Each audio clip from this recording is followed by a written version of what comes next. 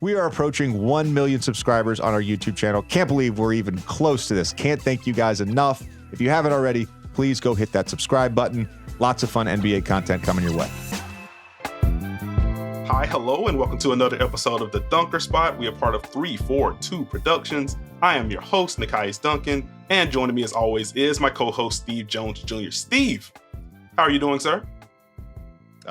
Feeling good, feeling great. Happy to be here, excited to be here. Thank you, Dunkers, for once again embracing your bounce.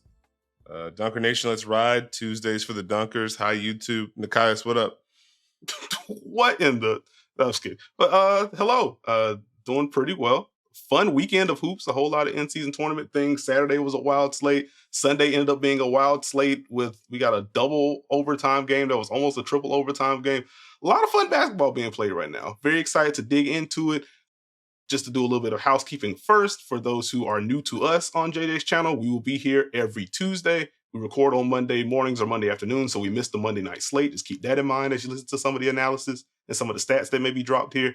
But we're here every Tuesday. We do, in general, go twice a week. So if you do like what you see or what you hear from us on these Tuesday pods, we do drop every Thursday as well. So you can subscribe to us wherever you get your podcast, Apple, Spotify, all that good stuff. Now, let's dig into a couple of news items before we get into some of these teams and players we want to talk about. On the Bulls front, Zach LaVine, I guess officially now on the trading block.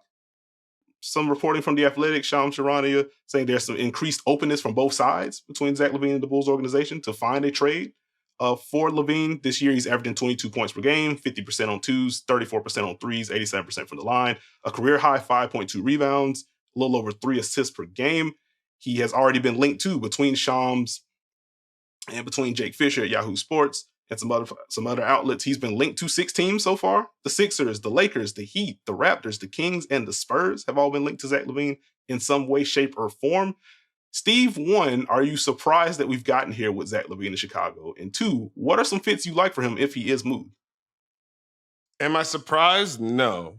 I mean, if you go back to last year, it kind of seemed like there was tension, maybe too strong of a word, but we were reaching our time as far as how that goes. You have been a fond person as far as saying this Chicago thing maybe doesn't work as far as this big three goes, and they have not been off to the best start. So I can understand that Zach LaVine may be the one to go just based on how things have gone. It'll be interesting to see where he may land. What say you, sir? I think for me, Miami and Philly are the easy ones to think of just because they're good right now. They also have the big salaries to move. They have big expiring salaries in particular. I do not think the Sixers would move Tobias Harris with the way he's playing, but when you're just thinking about how you could construct the deal and what may appeal to Chicago, I would imagine it is going to be really good young player picks and or expiring money, considering how many years and how much money is left on Zach LaVine's deal. So you could get to Tobias Harris and Jaden Springer and something one or two of the picks that you got from the Clippers. You could do that for Zach LaVine and then get your quote unquote big three with Maxey, LaVine, and Embiid. With Miami, they do have the Kyle Lowry expiring, or if they want to go, here's our best young player. Here's Tyler Hero to get the money matching pretty close already. So those are the 2 teams that come to mind for me in terms of good team, has the money to get it done, has 2 or 3 picks if they want to throw them in or if that's required to make that deal. You can argue either way if they should go after Zach LaVine for different reasons. How much better is LaVine than Hero I think it's a fair question. And again, with how Tobias Harris is playing and what they may do to your wing room and the general size they have defensively, there are reasons to push back. But those are the 2 teams that come to mind immediately. Well, I was going to say, this is the tricky part with Zach LaVine right now. I think he helps all these teams that are listed, right? How much does he help them, and do they need to make the move right now? Is where he may end up in a tough spot if he's looking to end up in a better situation. Because for me, I think he would help the Sixers. How much would he help the Sixers with how Tyrese Maxey is playing, with how Joel Embiid is playing, with their flow? It would make sense. I think he would fit, but do you want to break up what you have right now to do that and then have to figure it out on the fly? With the Heat, I think he would help them a lot. Do you need to make that move right this second with Hero being out? A situation in my head, The Kings might probably be the one that makes the most sense to me, but I don't know if they also are willing to make that move. I'm stuck there with Zach LaVine as far as, yes, we would like him, but are we going to take away from our core to get him? And then even bounce off of that, because with the Kings, what are you looking at there in terms of construction? I would imagine Kevin Huerter's in it. And I would imagine Harrison Barnes is in it. Do you go picks there? Because like obviously, like you're just not trading Keegan Murray in a deal for Zach LaVine for very obvious reasons. Like, is it? I don't know. Is it Huerter, Barnes, Davion, and a pick? Like, is that something that appeals to both parties? Like, I don't know. And with Kevin Huerter now starting to knock down shots again after a cold start to the season. To your point, you look at the contract difference. Like Zach LaVine is better than Kevin Huerter. But is he this massive contract gulf between the two? I don't know. When I first saw the news last week, I tweeted out 7 teams, if I can count. Philly and Miami. Talked about those a little bit. Like, OKC is interesting. I don't think they do it just because of who may be required to go out in that deal. But if you don't believe in the shooting right now and you just want another dynamic threat offensively, like that's a fit. Certainly fits the driving mode for OKC. New Orleans, if they didn't have all of the injuries that they had right now, could have been an interesting fit. Like, I don't think they get in. The Lakers obviously is just going to be in the hunt here, clutch ties and all that good stuff. They have the contracts to make it work. They don't really have the pick equity to make it work. And I don't know, even in light of cold start, move to bench, etc., I don't know if you give up on Austin Reeves this early to really punctuate that deal, but like that option exists. How do you feel about Orlando or Toronto for Zach LaVine?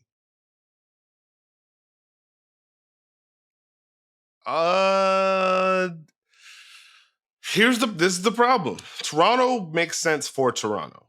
I don't know if Toronto makes sense for Zach LaVine. And that's the goal for me. As far as Orlando goes, do you need to do that right now? And does that mess up your hierarchy with what Paolo does, with what Franz does, and now LaVine will have the ball and need the ball? You clean up your guard room, it'll make you better. How much does it shift it as far as what you're building? I think that's a fair question with Orlando in particular. I just look at how freaking good their defense is and the fact that they do have all of these like mid-tier contracts and, as you alluded to, a whole lot of guards. Like, I feel like they could, if they want to, that's going to be the operative word, but if they want to, they can put together the young players / contract / pick equity if they need to make this work without really dipping into their core like that. Like, Paolo's obviously off the table. Franz is off the table. You're not giving up Wendell, which that's just also funny for other reasons with Chicago and Orlando. But you're not giving up any of those 3. They could make that work. And I wonder, like, I don't think Zach LaVine pushes them into championship contention or anything like that. But the fact that it doesn't compromise everything that you have, it could be a way to juice this offense, which is just in desperate need of shooting, in desperate need of another creator. You can do that. You still have enough defense and size and versatility left over to where even if you put LaVine into the fold, I think they're second in defensive rating right now per NBA.com. Clean the Glass probably has them somewhere in the top 5. I don't think they dropped to like 18th with LaVine. So I think you still keep that strong defensive foundation without torpedoing things, and then you improve your offense. Like, they have room to make it if they want to. With Toronto, I just think if you're really going to commit to the Scotty Barnes build, you just have to have more shooting around him. Like, it's just a non-negotiable for me. And I wonder if there's some kind of like 3-team construction between Toronto, Chicago, like Indiana, since we just had Caitlin Cooper on. Is Indiana where you go get Pascal to a 3rd team that may want him, and you get some younger pieces in the door for Chicago. Like, could you work something out there to now you have this dynamic guard that can play off of and play with Scotty Barnes? You open up more room for Scotty to operate as he's continued to play at an all-star level. And you quietly solve the, hey, are we extending Pascal thing? And now you just have this contract block slotted in. Again, even that kind of depends on like which direction Toronto wants to go in right now. But like I see the basketball fit. Any dark horses we should be keeping an eye on? I don't have any. Do you? I guess like OKC New Orleans would technically count. Outside of those, I don't think so, honestly. Like I've seen a couple of people on my timeline float out Golden State, which they Why? very much have the contracts to get that done. Cough. And if you just need more offensive firepower in light of what it's looked like beyond Steph so far this year, I get the argument. So I guess Golden State would count as a dark horse. I don't think they're going to look into this very seriously, if at all. But you could talk yourself into it making sense. Brooklyn will, they just have an army of wings and stuff. Like if Brooklyn just wants more shot creation in light of what their half court offense is right now, like they're just going to be in the mix for that if they want to get into there. How would you feel about Utah? I'd pass. Okay, You don't need to do it right now. gotcha. It would be the reverse Chicago. Yeah, you would add more talent, but Well, what does it do? Yeah, I got you. continue rebuild. That's my thing. If you want to talk Brooklyn, it'd make more sense. Is it changing how teams guard Brooklyn? No, we're just gonna keep switching. You are another person that now has to drive. This is what I'm stuck on with Zach LaVine. It's not that he's a bad player. It's that is he going to change how a team is defended? Like, yeah, you make a ton of sense for Orlando. Does that get in the way of Suggs as well? What's the hierarchy? Like, I'm curious to see where he lands. Okay. Understandable. Okay, moving very quickly on the injury front. Bradley Beal was back and then now not back as the back is being reevaluated in 3 weeks. So we have to wait once again to see the full big three in Phoenix. And Memphis just cannot catch any injury luck whatsoever. Marcus Smart with a left ankle injury. He's out 3 to 5 weeks. And a quick update on the Steven Adams front. The Grizzlies were granted a $6.3 million disabled player exception since Adams is out for a year. They have to use that by March 11th, but with a signing or a trade, they do have a little over $6 million to play with, so just keep an eye on that. They've already signed Bismack Biyombo. Obviously, that wasn't part of the exception since it was just granted, but if they want to make another move, they do have another avenue to improve that roster. Now, let's get into some teams that have impressed us as of late. I would like to float out the Milwaukee Bucks, as we talked about them earlier in the year, as the defense was looking disjointed, the offense was trying to find a flow. I do have a couple of questions I want to toss to you in regards to the offense, but they've won 4 straight. They're 9-4 overall on the year. They're 6th in offense, 21st in defense, though they're starting to perk up. I would like to pinpoint November 3rd as a date. This is heading into the New York Knicks game, and this is after they got blown out by Toronto, where Toronto just got whatever they wanted to offensively. This is, again, heading into the Knicks game. This is where Adrian Griffin says, I had a conversation with a couple of players. They wanted Brooke in a deeper drop. Sometimes you just got to listen to your players. Sometimes the players are smarter. Since then, the Bucks are 7-2. They're 11th in defense. They're 8th in offense. They were playing drop coverage at the 15th highest rate in the league, dead in the middle. Since that shift, they're top 10 again. In terms of drives defended, they were 20th in points per possession allowed on drives heading into that shift. Over the last 9 games, they're 7th. They were allowing the lowest share of shots at the rim when they were blitzing all over the place and trying to scramble, but they were also allowing the highest field goal percentage at the rim, around 81% at the rim is what the opponents were shooting at the rim. Since then, at a top 5 rate in field goal percentage allowed, even though the rim share has increased. It would appear trusting your big fellas to take care of things at the rim is a sound defensive strategy, in addition to some other things. But nice to see them get a little bit more conservative defensively and trust Brook Lopez in particular a little bit more, and he has been outstanding defensively as of late. Dame and Giannis starting to find a little bit more rhythm. Giannis, I don't want to do like the cliche internet thing, like I don't think people get how good he is thing, because like that could be oversaturated to a degree. It does feel like with Giannis in particular, or maybe just compared to other superstars in the league, it does feel like he gets a little undersold with what he brings to the table offensively and what he brings as a shot creator. He's really freaking good inside the arc. Like the jumper is questionable and has been questionable, though that's starting to perk up as of late. Just keep an eye on the jumper. But like what he does as a driver, I think after you see enough dunks and drawn fouls and people bear hugging him before he gets a shot up, you see enough of that and you just kind of go on autopilot when you're watching Giannis. But like I remember writing about it a couple of years ago, there is such a level of nuance to the Giannis drives, the pacing that he does it with, the way that he sets up the drives, the way he sets up the spins, the Euro steps, the way he alters his stride length when he gets downhill. Like there are so many minute things that he does as a driver that I think could be appreciated a little bit more. I've been having a lot of fun watching him during this recent stretch. Watching the Dallas game over the weekend, where it almost didn't matter who was defending him. He was just going to get to his spot. You sag off of him and you're still in trouble because he either just chews up that space and you have to foul him, or you're getting dunked on, or he's finishing over you. Or as he establishes a rhythm, here's a nice little 13-foot jumper just to keep you off balance. Here's a 17-foot jumper. Me and you have talked quite a bit about him finding that balance. You've been higher on it than me. I just look at, hey, just please stop taking these above the break threes. Just do something else. But like, it is important, to your point, for him to be able to strike that balance between the jumper, keep defenses off balance, and mix that in. So it's been fun watching him find that blend. And then with Damian Lillard, it would appear he is not who he was the first week and a half of the season. He's really freaking good at basketball. A quick stat for you, Steve. 83 players have logged at least 75 drives so far this year. Do you know who's first in points per possession? It is Damian Lillard. I would guess Dame. It is Damian Lillard. 1.35 points per possession on trips featuring a Dame drive.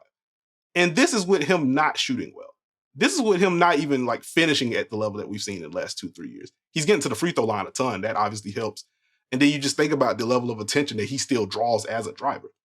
Again, Milwaukee's offense hasn't been perfect. They're still trying to figure out their tempo in the half court. They're trying to figure out where they want to space certain guys, what actions they want to flow into. But you're still getting this level of production whenever Damian Lillard drives the basketball. I think that is a really good sign. Well, I was going to add to your Giannis point. I think one of the things that we've seen, if you look at his last 5 games going into today, averaging 36 points, 11.2 rebounds, 5.6 assists, shooting 67.6% from the field. Playing at a very high level. Now, the one thing I've noticed with the Bucks offense, a little more decisive of late, even if you don't love the movement or the tempo at times, this is what we're running, this is what we're getting to. And the thing with Giannis is, take a look at his post-ups, take a look at his drives. Take a look at the moments where Dame has it, and now it's a quick swing to Giannis, and now he attacks. Or Giannis brings it up and says, hey, I'm going right to a post-up, I'm going right to work. And remember, the spacing a little bit different. Not as much, hey, let's put a guard at the dunker spot. There's more room. I think one of the things people sleep on with Giannis is passing ability.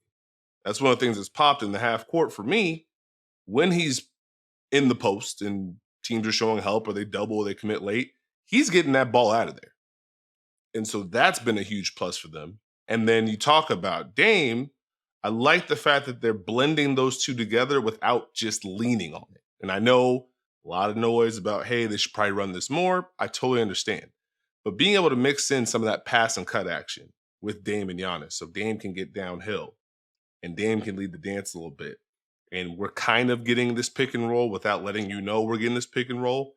I think that's important. Some of the off-ball stuff we've seen with Dame screening for Giannis has been key. But it's felt more decisive from the Bucks on both ends of the floor. And to tie it back to your defense point from earlier, Brook in the drop, obviously we know what he can do. When he times and protects the rim, it's great. You're seeing the guards also adjust to that, and that's just as important in this scheme. Damian Lillard, picking up, navigating screens, contesting. I was told that was not something that happened ever. But you're seeing that. You're seeing Malik Beasley give that kind of effort. So that gives the drop coverage its punch. Bobby Portis comes in. Hey, you can be at the level. You might trap. We could switch with you. We could do some of the activity that Coach Griffin may want to do. So you kind of see the Bucks trying to put it all together at the same time. I do find it very interesting. There's always takes like, hey, we should get a new coach. Like he just got here. And then you counter that with the takes of like, hey, coaches need to listen to their players. Well, you listen to Brook. you listen to Dame. He's trying to find a way to mold what his vision for this team is and what they are looking to be or what they could be. And that's an important point that I think people miss sometimes. I got a stat for you on Dame, right? Okay. Bucks are 8-0 when Dame scores 20 or more points. It seems pretty good. So it's kind of wild because I've enjoyed watching the Bucks turn around, but it's like, oh, they're playing defense and Dame's making shots. Huh. That seems pretty important. I have some Dame stuff and a couple of Dame stats I want to drop for you. But while we're on I guess just related to the blend with Dame and Giannis in particular, I'll drop this one very quickly per second spectrum. You mentioned the pass and cut. I don't know how they would like track that particular portion, but just on pure handoffs, 1.05 points per possession, which is like a fine number. On pick and rolls between the two, 0.84 points per possession on trips featuring a Dame Giannis pick and roll. That is 54th of 61 pick and roll combos with at least 100 picks. Jimmy and Bam is last this year, which is also interesting. We could dig into that some other time. What exactly have you seen from the pick and roll combination between those two? We can, obviously there are conversations to have about volume, but when they actually do run it, what are you seeing? Is it just missed shots that's leading to that kind of lower number? Or do you feel like defense is doing anything? Natural adjustment period between those two? Just like, how have you felt about their pairing in that action? Just an adjustment period. My mind immediately goes to there was a play in the Charlotte game. Dame's bringing it up in transition. Giannis is coming to set an empty corner pick and roll for him. Everything looks fantastic, except you realize neither Brook Lopez or Malik Beasley have gotten up the court yet. So as they run this pick and roll, all of Charlotte's guys were like, oh, nah, let's go this way. And it's like, oh, yeah, that's going to command a lot of attention. So I think it's the volume and it's just figuring out when, how, and where is the best place to use it. Mm-hmm. And I think part of that is also making sure that Dame is comfortable in general to a degree, which seems wild to say because he's Damian Lillard and he's very good at basketball. But what you don't want to do is have a scenario where you're just running that and just trying to figure that out. And because of the attention it's going to get, now it's a pass every time. Dame passes, now Giannis passes, now you're in rotation, but that's cool. How do they handle teams trying to switch? Is that really a good idea? It's more just in a weird place for me than just, hey, they're struggling and won't figure it out. I got you. And to be clear, like I think they are two incredibly gifted offensive players. I think they're going to figure it out. And like with numbers like these, you always have to factor in. Sometimes this is why you have to watch the film and not just cite the number. Sometimes it's ran perfectly and Dame just misses a pull-up or a floater. Or it's a pocket pass to Giannis and he misses a layup and then gets an offensive rebound and scores. Like that's not going to factor into that kind of number. So like it's not that it's just been bad every time they've tried to run this. I think for me, what's kind of popped is I started watching those possessions specifically earlier this morning. It's kind of tracking Giannis as a screener more than anything. How much contact is he making? How early is he slipping out of some of these? And when he does slip, like how deep is the roll actually? And like some of that is going to be the timing and the spacing elsewhere, right? He can't just go full-fledged ahead if everybody else isn't set, if the defense is already packed in. But like it does feel like Giannis is coming a little short. And I don't know if that's just him kind of pre-programming, oh, right, I got Damian Lillard now. This is different. He's going to draw two. I'm going to have a short roll. And sometimes he's just leaving food on the table as a roller with how he cuts some of these shorts. You're not getting the advantage that you think you should get. Because that it hasn't been like it's not a full-fledged trap. And because defenses kind of know, oh, Giannis isn't rolling all the way. And this isn't the first time people have brought up what Giannis does as a roller, like the literal roll. We know how effective he is as a scorer. But it's not the first time we've talked about like the depth of the roll and how much juice he has as a roller. And so I think some of that is kind of perking up when again, just going through those possessions. So I'm interested to see how that progresses. But again, the fact that that part isn't figured out yet and the offense is still good, and now Dame is starting to make shots. And as you cited a little bit earlier, Giannis over his last 5, averaging 36, which, good gracious, 54-12 against Indiana, 35, 10, 7, 4, and 2 against Orlando, 35 and 11 against Chicago. He just had 40, 15, 7, 2, and 1 against Dallas. Just let's not take Giannis for granted as they're also trying to figure this stuff out. He's really freaking good at basketball. Let's just sprinkle that in there. Well, I wanted to add to it. It's cadence too. Pick and roll is a dance to a degree. And so Giannis has a particular way that he sets up his screens or he sets up his footwork to get a hit. Dame has a particular cadence with his hesitation dribbles as far as setting up to come off or setting up to reject. I think if they clean that up, it'll look a lot better. The one thing that I want more people to pay attention to, the Giannis post-ups where Damian Lillard is one pass away. And some of the things that they're opening up there, as far as Dame's one pass away, next pass maybe is Malik Beasley, Brook is spaced. They're leaving some meat on the bone sometimes because I feel like it's a kick, an extra pass, and then Brook's like, oh, let me get out the way. It's like, well, you could flow into a pick and roll here. There's some things we could do. But that for me is Milwaukee's biggest offensive thing. Can we kind of fine tune what we're finding and now make it more impactful? Got you. And then very quickly on the Dame front, the other stat I wanted to cite. So over the last 3 games, we've seen a little bit of a shift from the rotation pattern. And this is something that you kind of alluded to with Adrian Griffin listening to Dame, to where earlier in Dame's career, in the Portland era, he would play the entire first quarter and the entire third quarter, and you have the breaks early in the second and the fourth, and he kind of finishes out from there. So we've seen, earlier in the year, Dame was playing like the first 7 or 8 minutes of the first quarter, and then you get the extended break. End of second, end of first, into the second, come in midway through.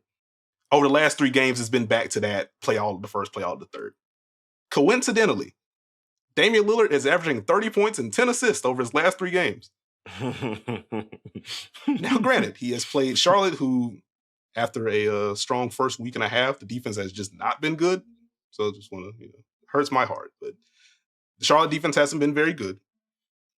Dallas's defense, after a solid start, or solid for their personnel start, defense hasn't been good, especially as of late.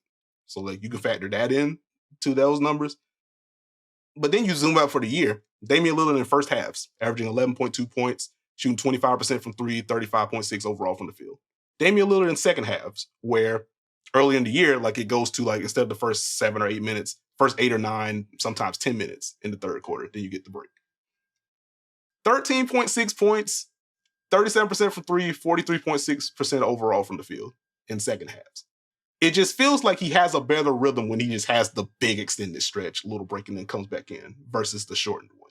And so if this continues, in addition to Dame is just a slow starter sometimes in terms of how he kicks off his seasons, I think as they figure out what each of these stars like, and that's one thing I think Adrian Griffin deserves a hat tip for. We talked about, hey, why are they playing defense like this, et cetera. I think it's commendable that he is quick to adjust. This isn't working. My players don't like it. Let's have a conversation. Let's make some tweaks. I think it's a good thing that he's that adaptable versus, this is going to work. Y'all just need to perform better. And it being that could be problematic. So I just want to give Adrian the quick hat tip there. But as Dame finds more comfort, as Dame and Giannis finds more comfort, everyone else is going to slide in. And just a quick hat tip, again, Brook Lopez has been incredible defensively. He's been one of my favorite screeners to watch. The partnership between him and Dame has been pretty fun this year. Brook just setting screens 45 feet from the basket. This is not typically something that he's done in his career. So watching them sort through that has been fun. And then again, to the defense point, he's just blocking everything and contesting a whole bunch of shots. Malik Beasley shooting the absolute leather off the ball. An injury that we didn't bring up, Jay Crowder's been out. That's opened up more playing time for Marshawn Beauchamp, Andre Jackson Jr. as well. They've had some fun flashes. Marjon just feels better on both ends of the floor. Andre Jackson, the shot remains what it is. But even with the shot, he's knocking down some side steps sometimes. There's a level of aggression that I've seen with the shot that's encouraging to me. We will see how that continues to progress. You mentioned Bobby Portis and his activity defensively. Offensively remains a guy that you can just dump the ball to. He's shooting well from 3 right now. That's obviously a positive. Milwaukee's starting to find some stuff. So just wanted to give them the hat tip. Did you have any closing Bucks thoughts? I'm keeping an eye to see what it looks like as we get more Chris Middleton, more Brook Lopez. I don't feel like they've been, how do I word this, themselves offensively. I think there's some meat left on the bone there. So they're coming along at the right pace. Got you. And before I toss this over to you, just quickly want to give a hat tip to Miami, they've won 7 of their last 8. They just lost to Chicago after they went up, 22-1 in that first quarter. And they lost that game. And if you've watched Heat games throughout your life, you just kind of knew, this is a big lead early. Can't wait to see how Miami squanders this one. They had to put the Heat fan hat on over the weekend. Here it goes again. But regardless of that output, they've been incredibly fun. No Tyler Hero for an extended stretch again, but Duncan Robinson is filled in very admirably.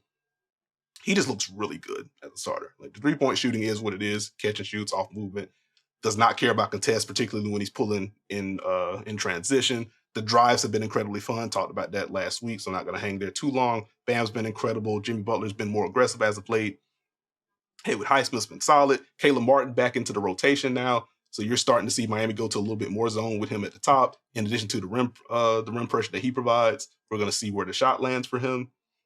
But keep an eye on Miami. They seem to be pretty darn good after making the finals last year. So I for one, am shocked that the good team is okay. Anyway, go ahead. Well, no, just to say, do your Miami Heat checklist. If you are someone who does not believe in the Miami Heat, probably should stop doing that because they find a way every time. But you have Bam more decisive, more aggressive, taking those shots. The nights where Jimmy Butler, who feels like he's starting to want to shoot more, look out for those. Kyle Lowry is doing Kyle Lowry things. They just have guys who fit into what they want to do. They know their job. They do their job. So for me, if Miami is the defense headed in the right direction, what kind of shots are they able to generate? If both of those things are where they need to be, Miami's going to be very good. You're going to have the nights where they can't do one or the other, and it's going to be bad. But they're going to compete every single night. So just that's my Miami Heat 101. Just base. There you go. And then just a very, very, very quick hat tip to OKC, who's on yet another win streak. Top 2 seed in the West right now. Just keep an eye on the young guys. I'll leave it there. I have more Thunder thoughts later in the pod, but they've been fun. Steve, who's caught your eye as of late? Did you sneak in OKC? Here's the one thing I'll say about OKC. The most impressive part is they're 6-1 on the road. That's very important. That will loom large. They are also 5-4 against the Western Conference. And 5-0 against the East. Just throw it out there. So if they make the finals, then they can. Okay. Anyway, continue. What? Don't start with me, man. I don't feel good. Sacramento Kings. I want to talk about the Sacramento Kings.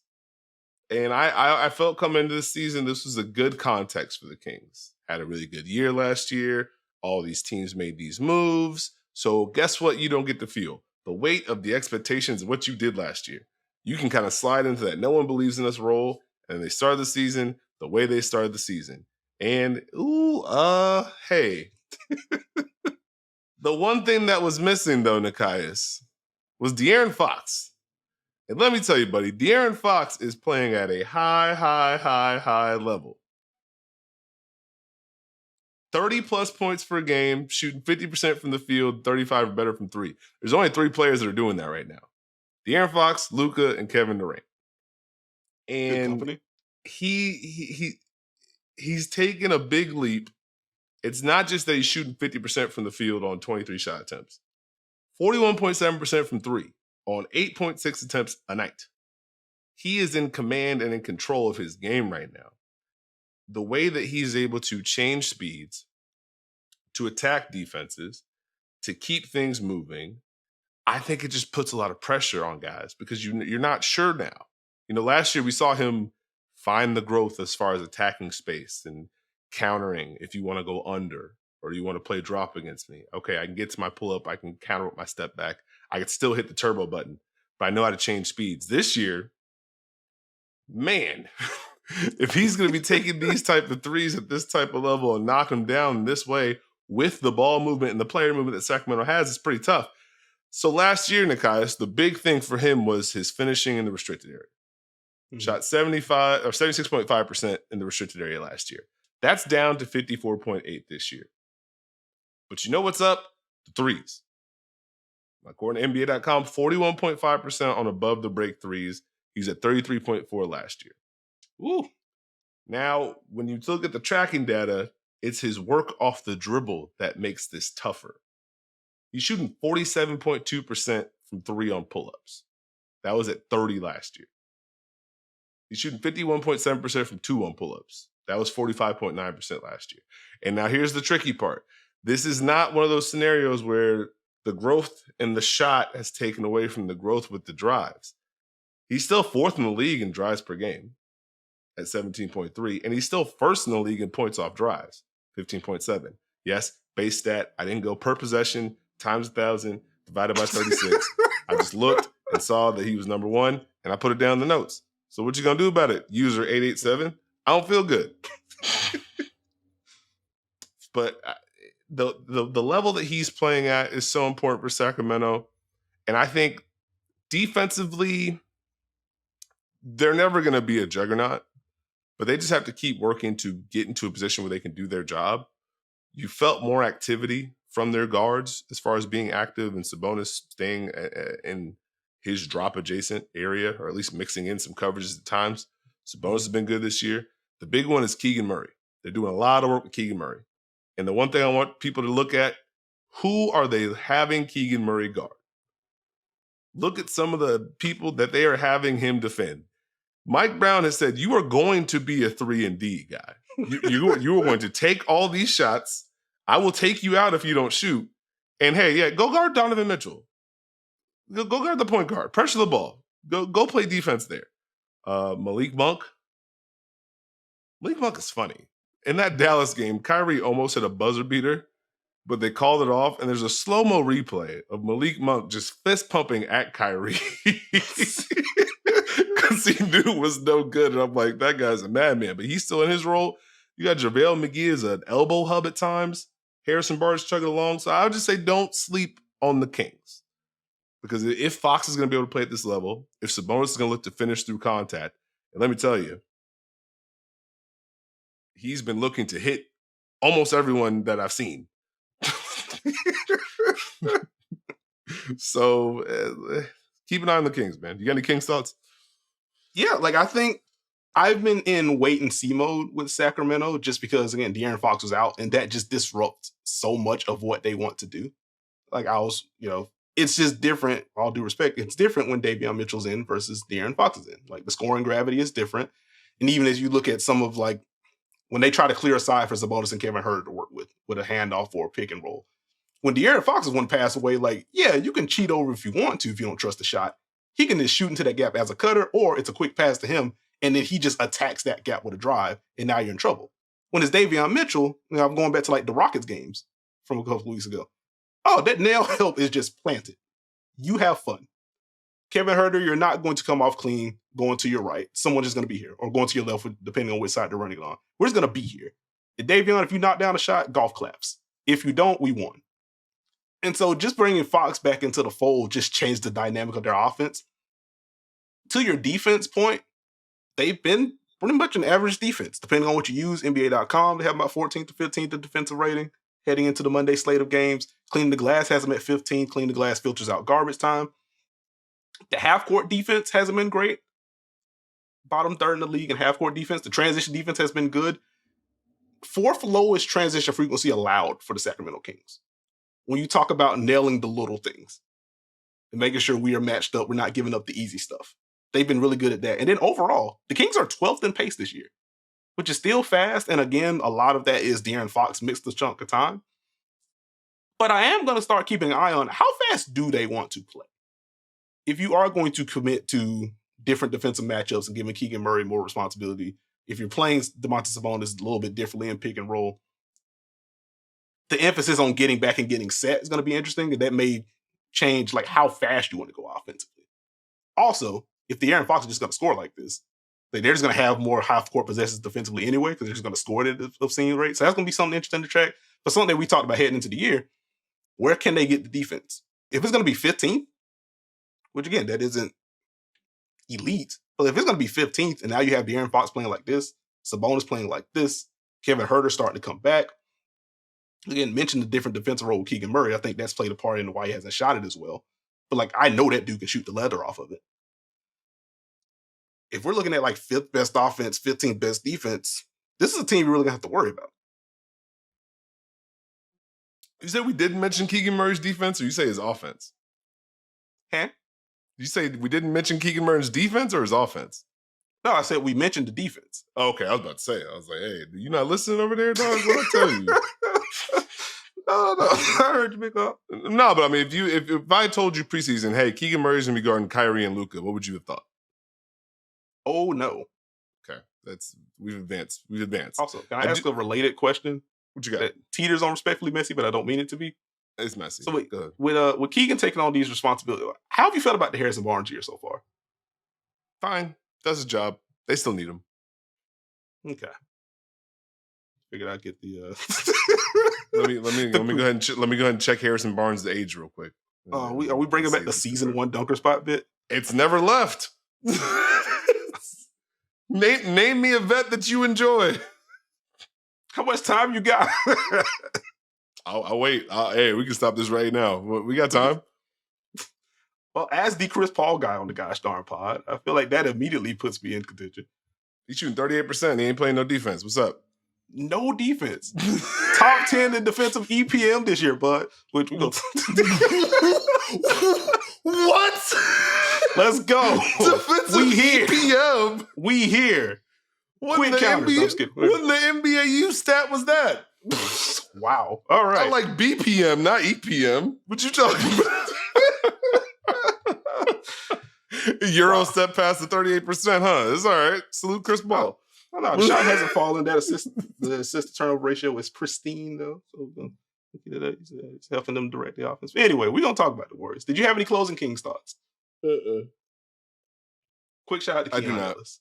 I do not. Actually, quick free throw adjacent question. How close is Keon Ellis to Davion Mitchell? There's still a level to it. I think Keon brings the offense. Davion brings the defense. Davion got to figure out the offensive part or else it'll get closer. Okay. All right. Figured I'd get your thoughts. Any other teams you want to shout out? The Celtics. I just want to point out that they are figuring some things out in some tight games. That starting lineup is very good. It's a little slow late in games, but starting to feel, oh yeah, they can just roll through different stuff. They can try the Tatum as a screener and attack switches, and then they can give it to Jaylen Brown. And if that doesn't work, hey, Drew Holiday and Kristaps Porzingis, y'all just run pick and roll. And if that's just your third late game option, I mean, it's kind of fun. And the fun part is that you can go through Tatum, you can go through Brown, you go Drew and Kristaps. And then, oh yeah, here's Derek White hitting every clutch shot in existence when you divert your attention there. They are a really fun, talented, and deep group. So quick salute to the Celtics, who are also on the win streak right now. As for teams that's making me think, or a team that is making me think, rather, I kind of just want to gauge the temperature on the Warriors right now as they are on this losing streak. Obviously, they've been without Draymond Green for the last 3 games after being suspended for 5, after fisticuffs, antics, shenanigans, whatever word you want to use, during the first 2 minutes of the Wolves game last week. So that was fun. Before I go granular, broadly, do you have a level of concern about this Warriors group? Or is it just kind of like wait and see, wait till they get back whole, they're going to be fine? I mean, the concern is probably just you had that start. You won 4 games on the road early. You come home and you lose 5 of a homestand. That will make me raise my eyebrows a little bit. That's not ideal. As far as the collective goes, I would probably say, okay, can you get the defense where you want it to be? And can you get closer to the vision of what you want offensively for both your lineups? Because this could just be a symptom of the defense can get better. And hey, all the people we need to play well right now are not playing well right now at the same time. You know what I mean? It'd be like if I was sick and you was sick on this pod, it would just be a bad pod. Does that mean it's a bad pod overall? I'm not sure. No, the answer is no. So look, there's objectively things you can point to. The fact that it's Steph averaging 30 and no one else averaging more than 14. Well, less than ideal. Who's creating the plays? Is the movement popping? Like there are things to point to, but I don't think it's a I'm out on Golden State scenario for me at least. Problem is you lose 2 baseball series at home to Minnesota and Oklahoma City who just go right by you. That's where it's like, well, where are you at with them? You want to talk about them. So I know you got some heat over there, bud. No, we're talking about the Warriors. What do you mean? But no, I just had to sprinkle it in. Come on. I think for me, I don't have different questions structurally than I had heading into the year. Like, can they find the right blend of shooting and size and shot creation? And I think when you lose Draymond, to your defense point, you're just losing by far your best and most valuable defender. And you have to reconfigure everything. And what compounds that is Jonathan Kuminga being uneven defensively. really good on-ball flashes, and then you get him off the ball, and it's, okay, is he switching this? Is he losing track of this guy? That's not going to help garner trust, which could then just lead into a bigger Steve Kerr conversation if you want to have it. But, like, that's been uneven. Andrew Wiggins, I don't know what was going on. It was nice to see him have the big night against OKC in what was just one of the most fun games of the season already. But it was nice to see Andrew Wiggins bounce back. And you're starting to see more pockets of him looking assertive and decisive offensively. Shots starting to fall a little bit more for him. Defense starting to perk up. We want to get back to that near all defense level that we've seen the last year and a half from him. But it's nice to see him playing well. But when he isn't playing well, Jonathan Kuminga's uneven. And Klay Thompson certainly hasn't been his all defense level self, which, you know, age, injuries, shouldn't expect that. But when all three of those like two-way wings are struggling in some way, shape, or form, it further compounds, okay, what kind of size do we have? What kind of lineups can we play exactly? What do we do here? And so I don't know if I'm like more concerned or it's just like, oh, this is just what it looks like when it's bad. And just kind of having that confirmation of, okay, it can't go backwards because this is what it looks like. And if this is what it looks like in a playoff setting, it's just not going to work. So like that's something that I've been trying to sort through. And then on the Klay Thompson front, it just hasn't been a fun season for him. And even with that, I'm trying to balance how much of this is Steph missed some games. And when you're missing your best player / gravity creator, your looks are going to look tougher. And if you're shifting Klay into more of an on-ball role, that's never been his thing. He can attack against smaller players, post them up, get to some quick pull-ups from the mid-range area and stuff like that. But like if you want him to lead your offense, like that's never been optimal for him. And then you think about Klay in this stage of his career, that's not a fair expectation for him. And if it's that, plus Andrew Wiggins isn't playing well, and now you're also missing Draymond, who opens up some stuff for a playmaker, so much of Klay's context has been harder for him, independent of what he's doing. But then when you get into what he's doing, like some of the shot selection stuff has just not been good for Klay as of late, just to be frank about it. Even within the context that he's dealing with. There are just some shots he shouldn't be taking. Time out. What's up? How do shooters work? What do you mean? How do scorers work? How do shooters work? They get them up. You got to take some of the good with the bad, right? That's true. For every Steph Curry make, there's going to be a few of those misses. Now, this is not justification, but when you say the shot selection, that is kind of Klay, no? It is. That is Duncan Robinson. That is all the elite shooters are going to take some of those looks where it's like, hey, what are you doing? But you need about 3 or 4 of those to live with the other ones.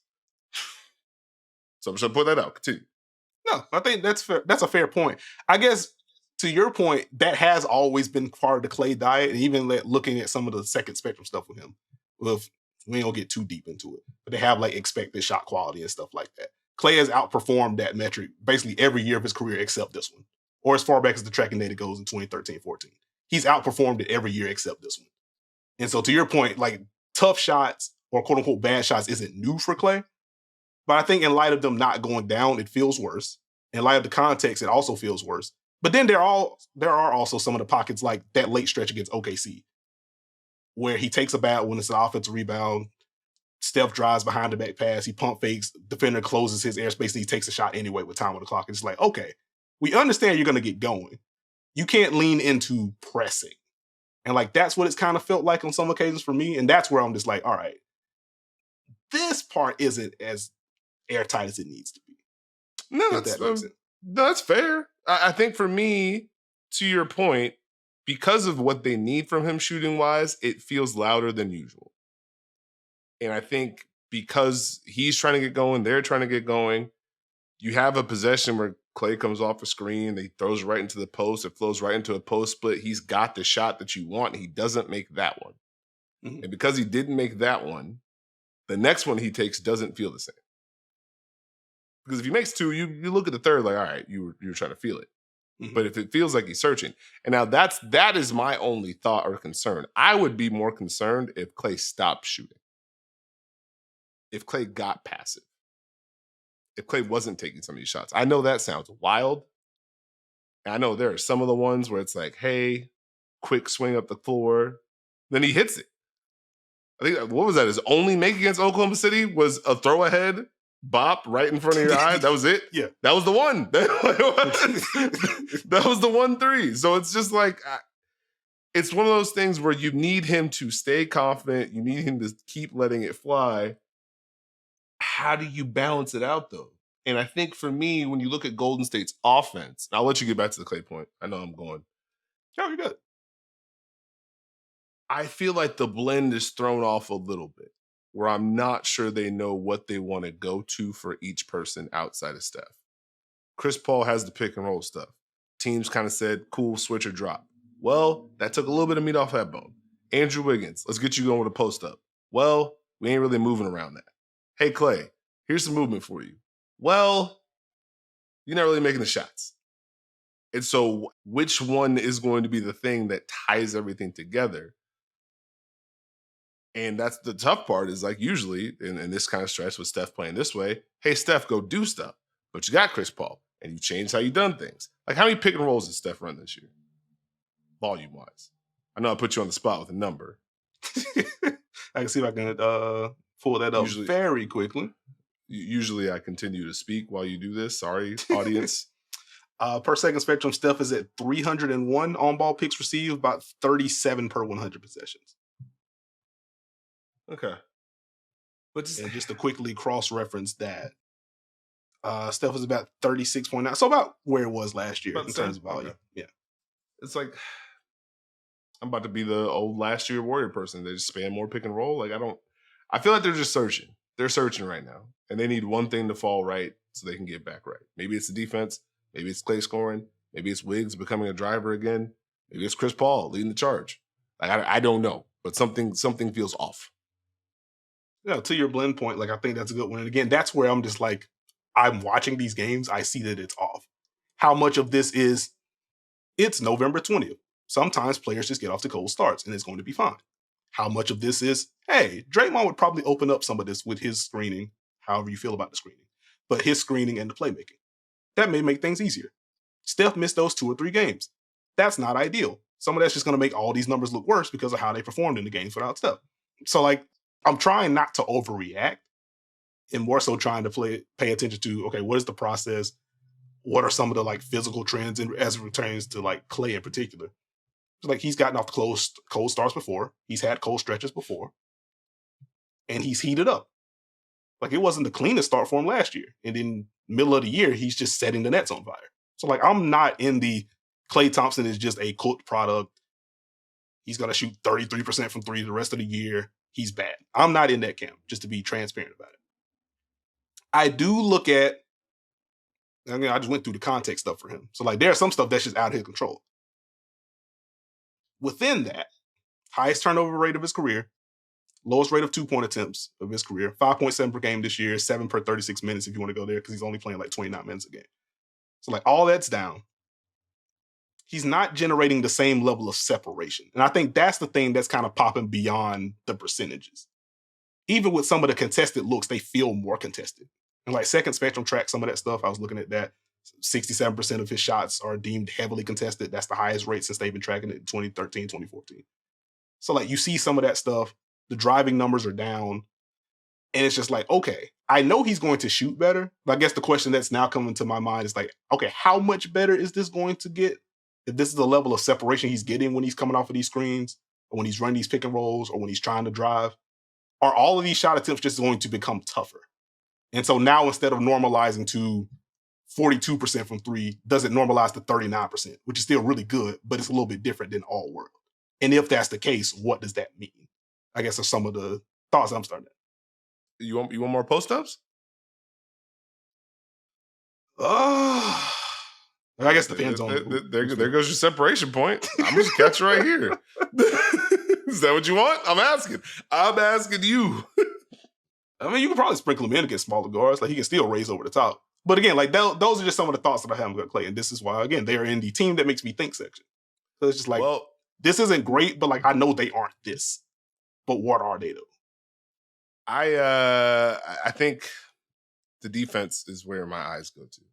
Like if they can't clean that up in this Western Conference, they're not going to hit that ceiling. I think again with Clay, he's gonna have to keep letting it go. I know people are going to say what they're going to say.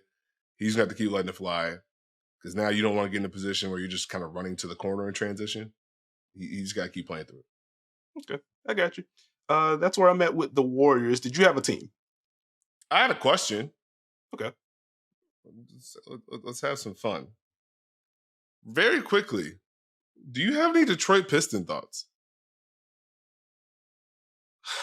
It's funny you say that because I literally almost typed them into the doc and I'm just like, you know what? I'm not about to do that right now. I want to let it breathe a little bit. Okay. But like the volume of the Cade comments starting to rise over these last few games is like, hey man, even though I didn't expect them to be like a play-in contender and stuff, I didn't expect it to look like this. And obviously injuries don't help. They still haven't had Boy on. Like they've been trying to cycle through whatever shooting they could find. Like they just signed Kevin Knox. Kevin Knox just started in large part due to the spacing that he can provide, theoretical or not. And so like they're just in a bad place. But that Cade is becoming more vocal is where I'm not ringing the alarm, but that's where the eyebrows raise for me. Where it's like, okay, y'all need to figure out what the process is and very quickly and have a process that the players feel good about. And so even if they're still losing games to better teams, it doesn't feel like this. And you don't end up in these extended ruts like this to where it all feels bad and loud. So that's kind of where I'm at with Detroit because there just seems to be a whole lot of toggling in the guard room and Cade's been playing in the phone booth for most of the year and the noise about his play, which has just been odd. My brow is raised with Detroit. Where are you with the Pistons? Letting it breathe, but very it's curious. A lot of decisions that make sense in this current moment, but don't necessarily make sense long term. So trying to let that play out. Like Kevin Knox starter probably would just be bogey. So I mean, like I get it. And hey, we're trying to establish this, so I get it. But like you kind of need to see all of your pieces together at some point, and the competition has to go up. I'll put it that way. I have another question for you. Okay. What is wilder? The Rockets being 6-1 at home and 0-4 on the road, or the Grizzlies being 0-6 at home and 3-4 on the road? It's definitely the Grizzlies number. Which, no disrespect to the Rockets, which they are still playing well. And even the loss against the Lakers last night, that was a pretty tightly contested contest. Which, like, even the losses feel better for Houston, which I feel is encouraging compared to where it was in years past. But anyway, it's the Grizzlies number. Okay. Who do you believe in more, the Hawks or the Nets? Probably the Hawks. Probably the Hawks. I think Trey's going to perk back up. I am keeping an eye on the defense, though, because they've been very aggressive. And I think those reps are important for Jalen in particular.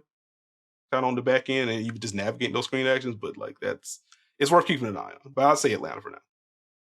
Who do you believe in more, the Pelicans or the Warriors? Ooh.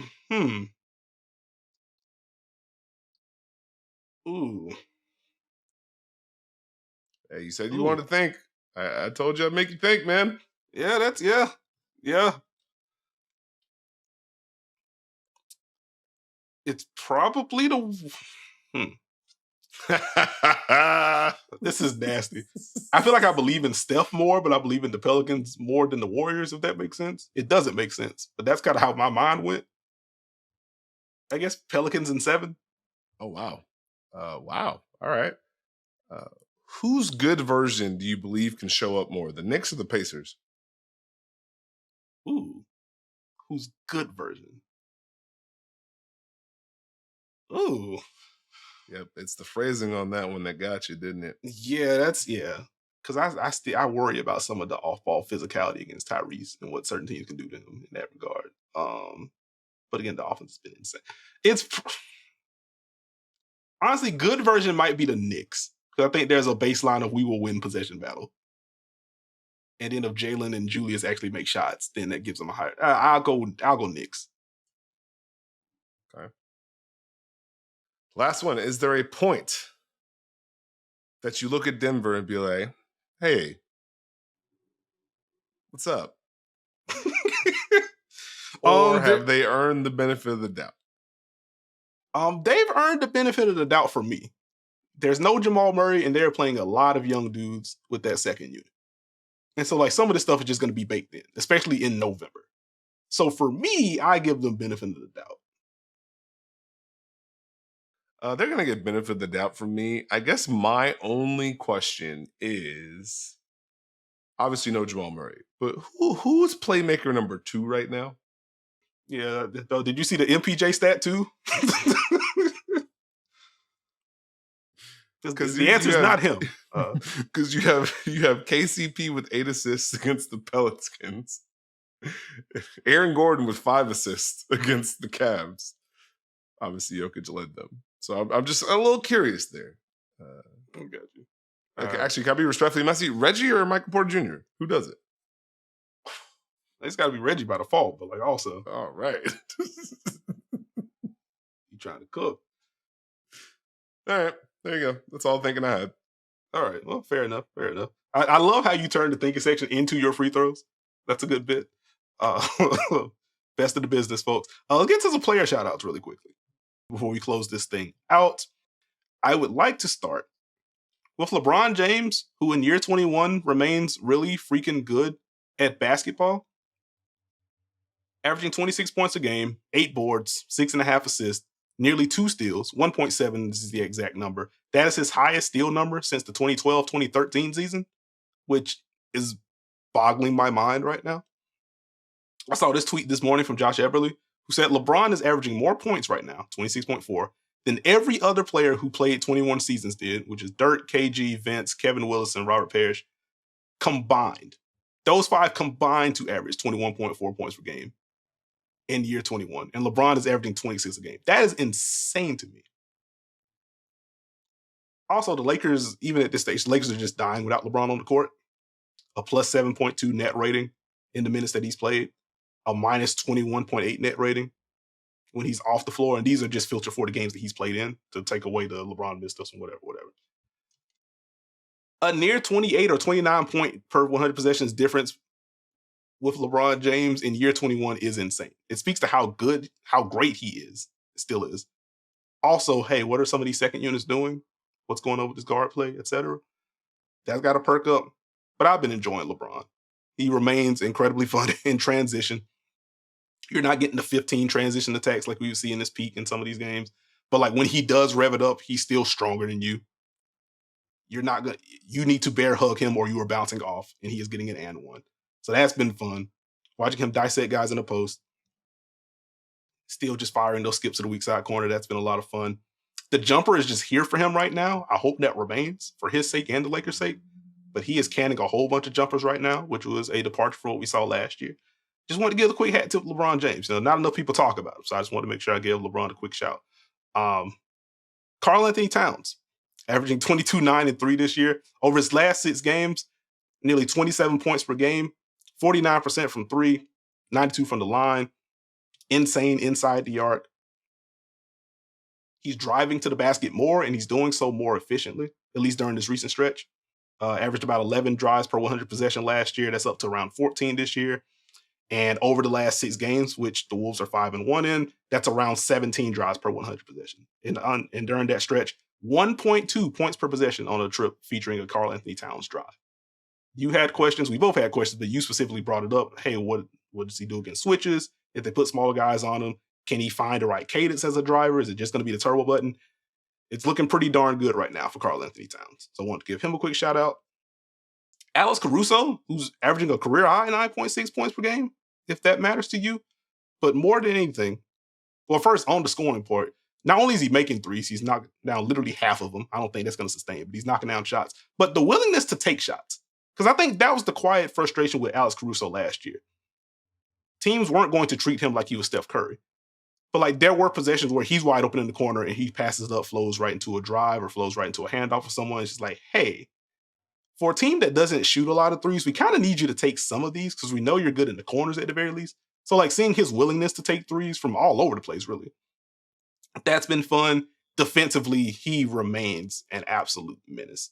And he will defend literally anyone. And as I was watching the end of that Heat Bulls game, I was losing my mind at Miami's offensive process, but I was always also like, oh, wait. So he's guarding Duncan Robinson on this possession. He's guarding Jimmy Butler now.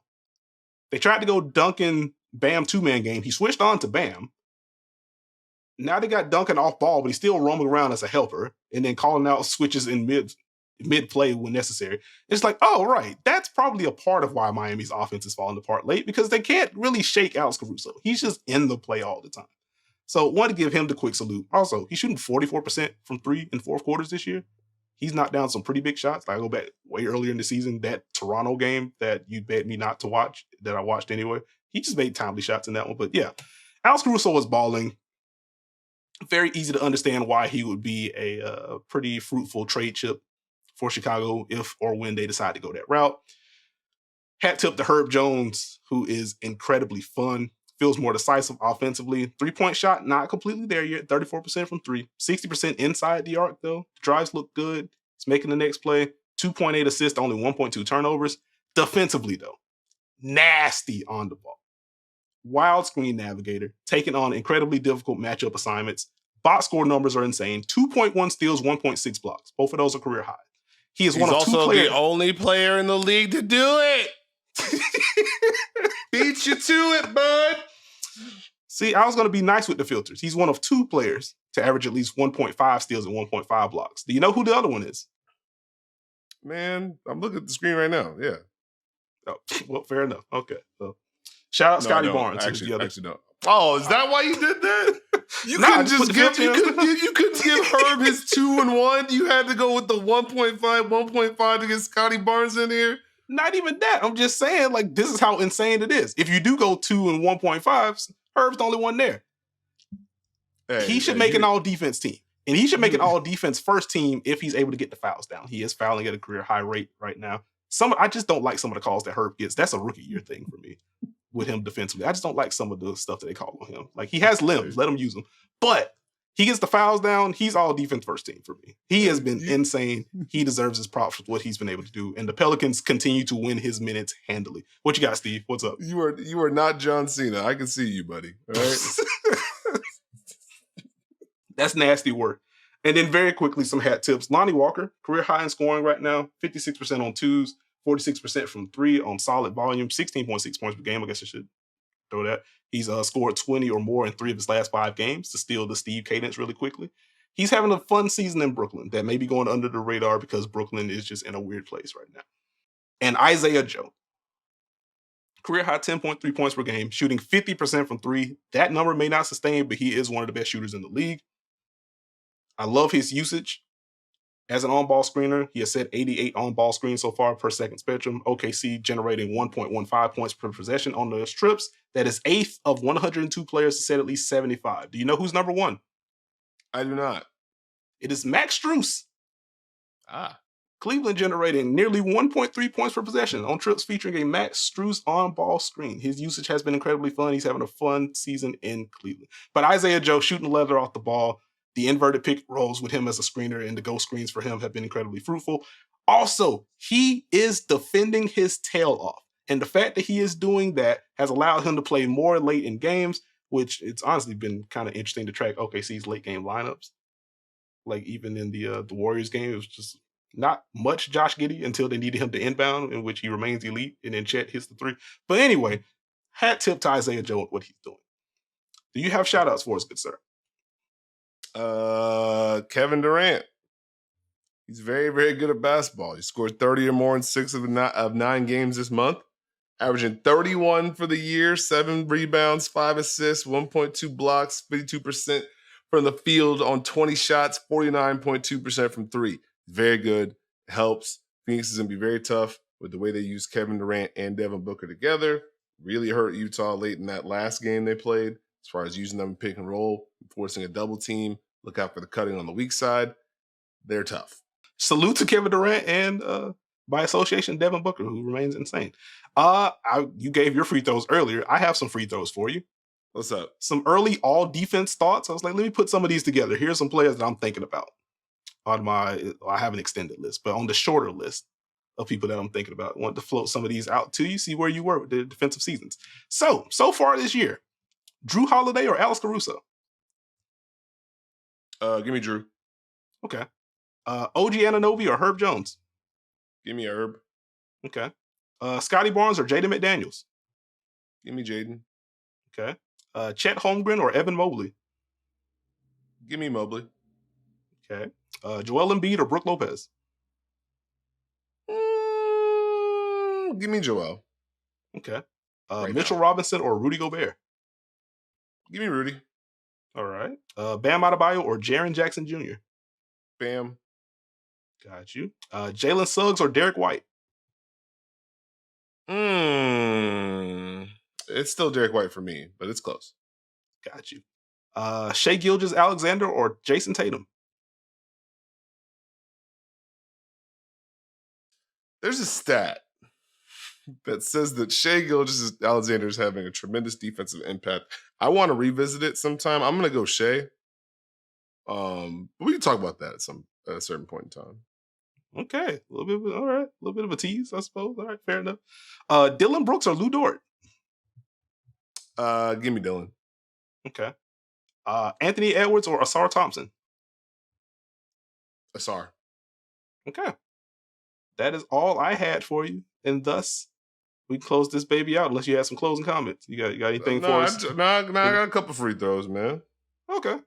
Actually, I got one free throw for you, all right? Okay. Start bench cut.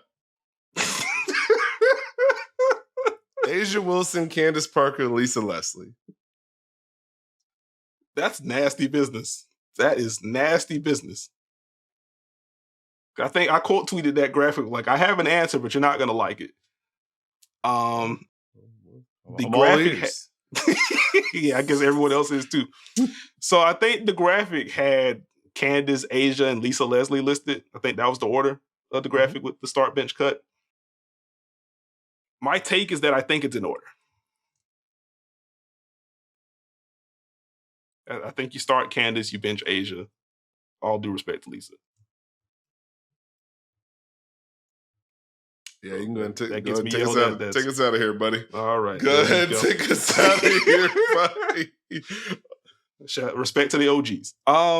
Thank you for listening to or watching this episode of the Dunker Spot. If you haven't already, please subscribe to us. We are on Apple, Spotify, Google, Stitcher, Podbean, wherever you get your podcasts. You can find us. Again, we are audio only on Thursdays, in addition to the video pod that we drop every Tuesday. So check us out. If you like what you saw from us on JJ's channel and you're not subscribed to JJ's channel for whatever reason, subscribe to JJ Redick's YouTube channel. I think you should do that. A lot of good content, obviously outside of us, but I think we're included in that as well.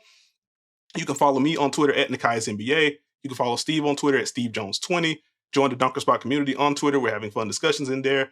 Join us for our online Dunker Spot watch parties. If you have League Pass, you have the ability to watch basketball games live with us, chat it up with us, real-time analysis. We're breaking down plays during timeouts. If we have like some late game stuff, we'll break down the plays afterwards. Really informative stuff, but in general, it is also just an inclusive community, which we just have fun, have some fun conversations. We talk about life. We can rant, vent, all that good stuff. It is a safe space for you. The link to the room is in the podcast description or the YouTube description, whichever medium you are consuming this podcast with. It should be hyperlinked. If so, just click on that link, enter your information / your League Pass info. It is free, no shenanigans. And if it's not hyperlinked for whatever reason, just copy and paste the link into your browser. Once again, it is free, no shenanigans. And with that, for the audio listeners, we will catch y'all on Thursday. Good job, Nekias. Quick question, though. Who won that Warriors-Wizards trade?